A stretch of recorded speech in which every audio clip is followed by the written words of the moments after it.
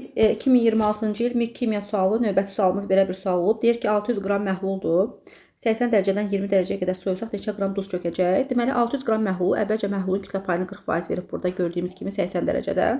O zaman 600-ün 40%-ni tapırsınız. 600 qramın 40%-ni tapırıq. Bu eləyir 240 qram duz, yerdə qalan 160 qram sudan ibarətdir.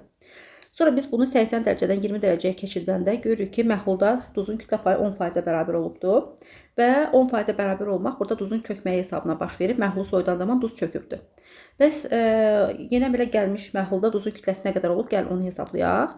Deməli, deyək ki, x qram duz çöküb, ya a qram duz çöküb, bilmirik nə qədər duz çöküb. Deyək ki, a qram duz çöküb.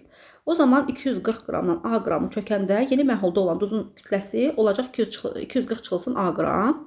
Bəs məhlulun kütləsi neçəyə bərabər olacaq? Məhlul bayaqları 600 qram isə indi a qram duz çökəndən sonra yeni məhlulun kütləsi 600 çıxılsın a qram olacaq. Bunu da 100%-ə vuranda biz yeni məhlulun kütlə payının 10% olduğunu tapacağıq.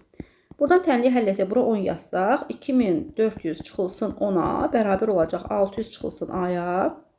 Buradan deməli 2400-dən 600-ü çıxacağıq. Gəlin bir dənə hesablayaq. A-nı birbaşa buradan hesablaya bilərik. Deməli 2400-dən çıxacağam 600-ü, eləyəcək 1800. 1800 bərabər olacaq 9a-ya. Buradan A-nı tapanda 1800 sadəcə 9-a bölmək kifayət eləyəcək. Buradan da A-mız bərabər olacaq 200 qrama. Deməli 200 qram burada duz çökmüş hesab olunur.